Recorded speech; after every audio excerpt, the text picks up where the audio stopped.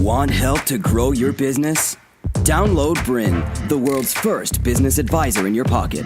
To find out more, visit BRiN.ai or search the App Store today.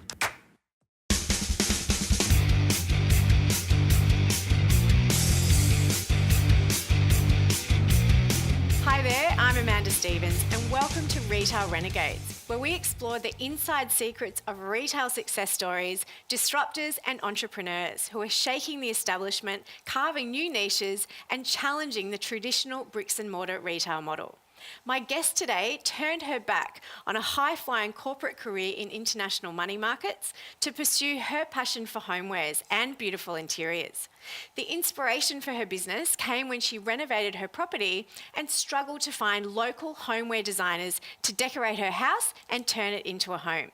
Tiffany Jade Benn launched Heart LDN in February 2015 and now has over 1,500 locally designed products and a business that is on an exciting trajectory for growth. She's here today to share her story with us. Tiffany, welcome to Retail Renegades. Thank you for having me.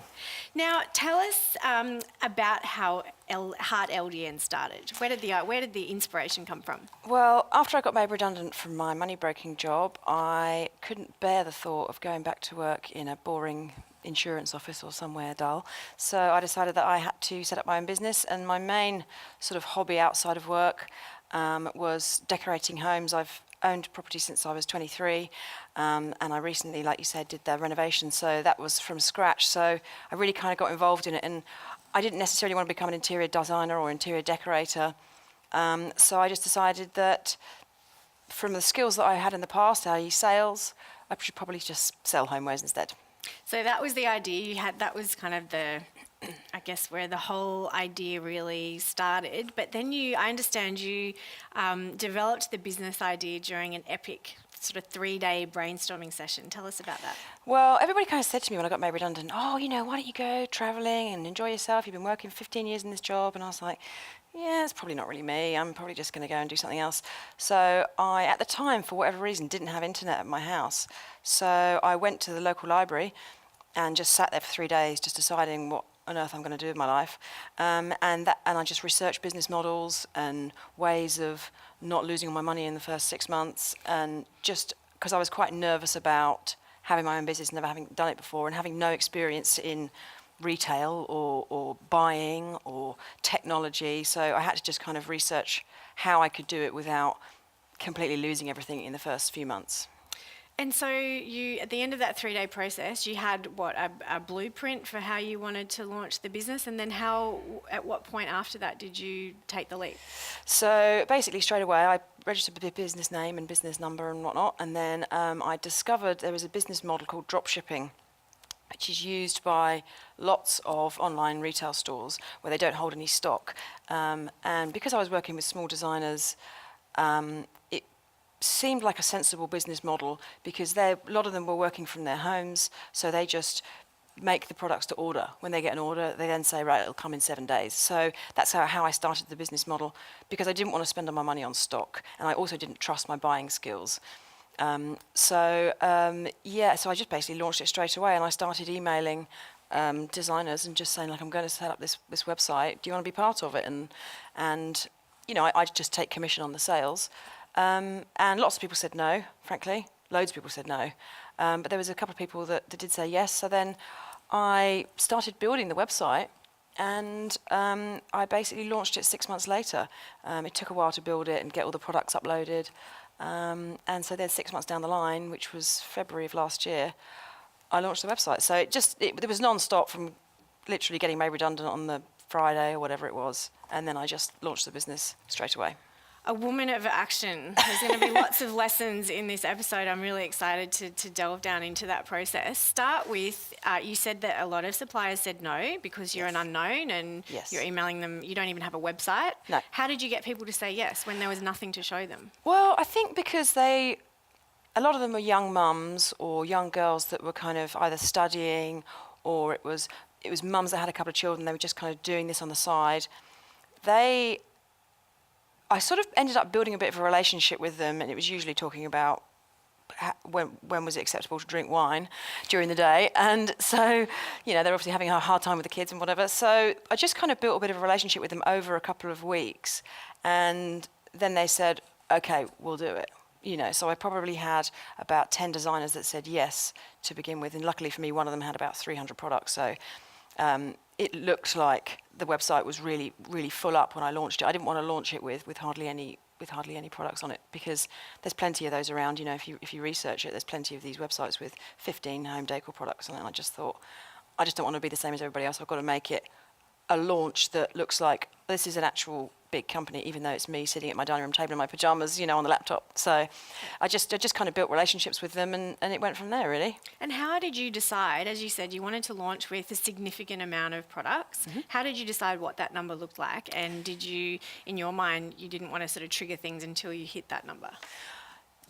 Yes, I didn't want to do anything until I hit that number, because my parents kept saying to me, have you launched yet? Have you launched yet? And I kept saying, no, I just want a figure that makes people go, oh, there's 300 products on that website. Okay, that's probably worth having a look at. It's not just going to be a website where there's 2 products and it's a load of rubbish. So I just want this. It had to be a couple of hundred to make me feel comfortable enough to launch it. But then, of course, you launch the website and you think there's going to be a load of orders and nobody can find you. So.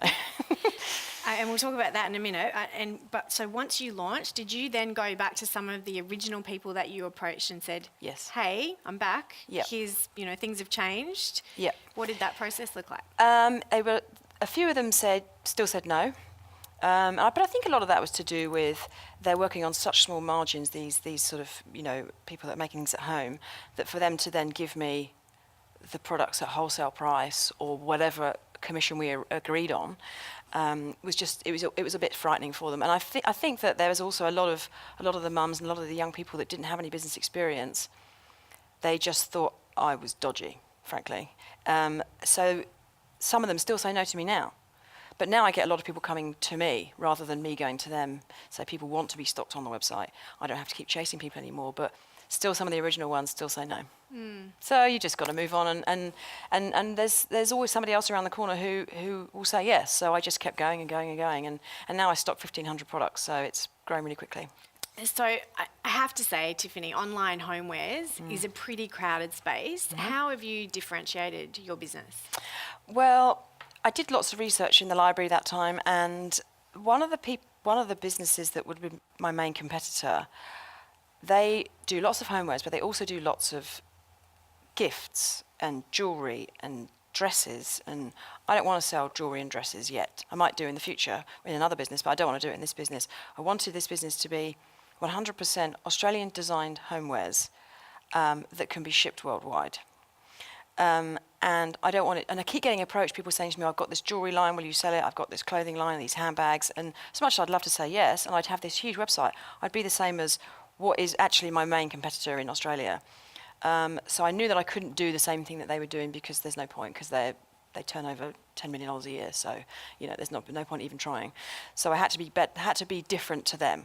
So that's why I decided to and then I actually did a business course, and as I started my business, a quite intense business course, and they taught me how to hone my vision and my mission and the values that I wanted to have in my business. So I just kind of brought it all back down to Australian homewares for beautiful spaces. That became the sort of line, and that's because how it's going. So now I'm marketing internationally as well.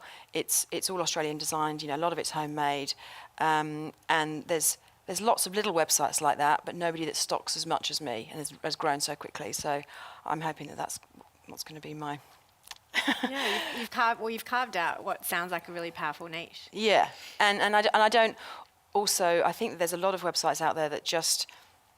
You go there, you buy a cushion, you leave. So I have a blog on my website that isn't just a blog with a load of articles for your Google ranking.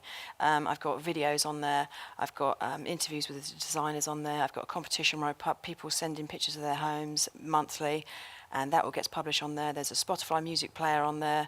There's other blog posts as well. So it's not just somewhere where you just go, it's a boring blog just to get some SEO ranking. It's actually a place where you can go and get some inspiration for your home. Watch some videos of the new products. I try and do a video once a week, but it's quite hard, but I do try. And you can even listen to some music. So it's not just a store. And I think that now you need to be giving people a lot of things for free for them to come to you, rather than just going, I'm selling this stuff, it's amazing, buy it. I think you have to kind of, people have got so much information in their faces day in, day out, and so much at them. Like you say, it's saturated. It's completely, I mean, Kmart is killing me because they just nick all the ideas. But that's, you know, that's big business. That's what you got to comprehend. That's what you got to deal with. That's fine. But I do think that you have to give customers something for free and give them some content and give them some information and some inspiration, especially with like homewares and clothing and jewellery and things like that. So that's what I try and do on a regular basis. So I'm hoping that sets me apart from the others as well. Yeah, and I think, look, the build it and they will come model is well and truly dead. Yeah. And we've seen a lot of startups come and go by relying on that. Yeah, and you're for really sure. now focusing, as you say, you're very much focusing on the customer engagement piece and the whole experience. Which is loads of fun, actually, because they buy the products, they then style them in their These people are like super stylists. They're amazing. And they send the photographs in, and then I use the content on the social media and the website and stuff, and everybody kind of gets excited about how these people are styling their homes, and it's just, and people just like to show off their homes as well. So the competition has been a good way of making myself different to every other homeware supplier on Instagram or on Facebook, because I publish it all and get everybody involved in it. So. Yeah, and you've touched on there on social media, and I want to explore this around how you've used social media not just to launch the brand, but really increase that engagement and find new customers. What are some of the things that you're doing on a platform, let's say, like Instagram, which is very visual? Yeah. How are you harnessing Instagram to grow your business? Well, that's basically where probably 50% of my traffic comes from, and the other 50% is directly and organically through searches. So I do focus a lot on Instagram and Facebook as well, because the advertising is amazing on Facebook. But Instagram is obviously, at the moment, it's all for free. So what I do is I post about 10 times a day, sometimes more. Because, you know, if you have a look at your own Instagram account, you might be following 500 people. If I post once a day, people say to me all the time, what should I post, twice a day, once a day? And I'm like, well, if you're following 500 people, the chances of that person seeing your post is very, very small. So I kind of have become friendly through a network with a lady called Jane Liu, who runs Showpo, which is an online clothing store, and she turns over millions. And, you know, she does an amazing job she's got close to 1 million followers on Instagram. So I spoke to her and talked to her about how she runs her Instagram. And if you watch her Instagram, she probably posts 15 times a day, maybe more. To continue enjoying this presentation, download BRiN, the world's first business advisor in your pocket. To find out more, visit BRiN.ai or search the App Store today.